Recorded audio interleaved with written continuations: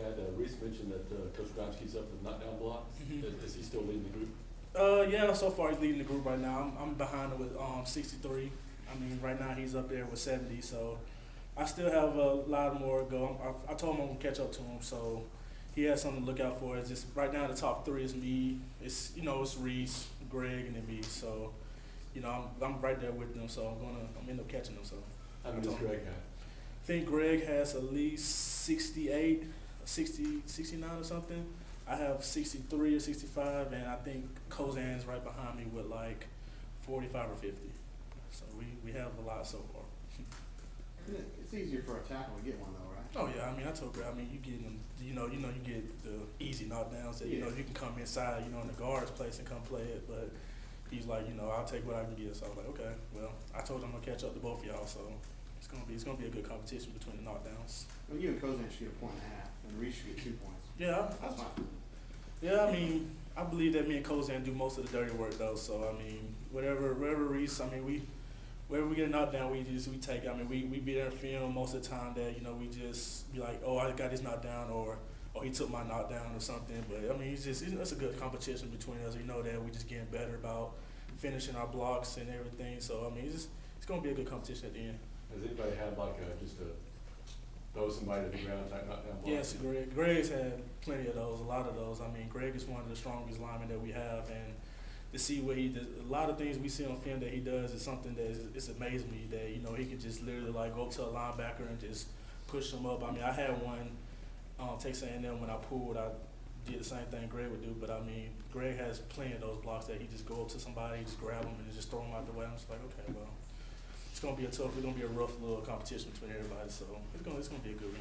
How does it feel when you get a hold of one of those blocks like you did against Texas A&M? Oh, it's a great feeling. I mean, it's the most part of just finishing a block and you feel like you accomplished a lot of things that you might open a hole for the running back or help Nick for a long run or something like that. It's just a great feeling to know that you did something like that to help the team. But I mean, it's just something that you have to do as an O-lineman. You have to be that person to finish your blocks. You have to be that nasty person on the field. That person that wants to get the person on the ground. So I mean, that's how our O-line mindset is. That we want to be the best O-line, but we also want to be the O-line that by the time you leave the next day, that we want you to feel sore the next game.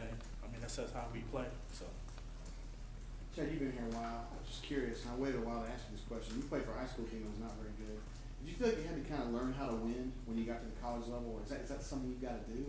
Or? I mean, the wins will come. I mean, I know that I didn't really play for a top 10 high school team or team that's going to compete for the state championship. But I mean, I learned a lot in high school that I mean, we've won some, we lost some, we've probably lost more than we won. But I mean, it was pretty tough coming here. And, my freshman year coming here and winning the national championship was it was pretty exciting. That's not some normal freshman year to come here and just win it all. I mean, seeing that, you know that it's you have to do a lot of hard work to win. I mean, the stuff that we went through the off season and all the stuff that continues to work to prepare for the season. It's just a lot of work. But I mean, I believe that it's coming to college and coming here believes that it helped me a lot to learn to win. So I mean, it was pretty rough in high school, but I mean, I still love my high school to death. I mean, they're going to the playoffs this year, so I mean, it's just I know I told them when I went back home for the bye week that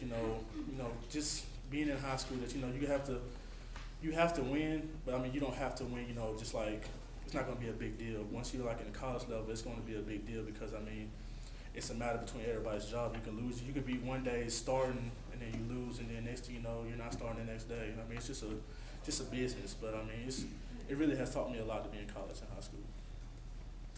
Chad, now that Auburn is ranked in the top 10, without letting it affect your game mindset and mentality, would you say there was more pressure to get to this point and away from last season, or more pressure to stay where you are now? I believe there's no pressure at all. I believe that we just got to keep going out there and playing each other game. I mean, we can't let the rankings, we can't let anything get to us, and that we might be ranked high. I mean, we just can't think of that. We can't let anything like get the big head about it or anything. So I believe that we're just gonna keep playing each game. We're gonna take each game one at a time, and whatever happens at the end of the season happens. And when the season ends, we're gonna pat ourselves on the back that we accomplished that we made, and we're gonna keep going along with it. Sounds good. Thanks, Chad. Thanks, Chad.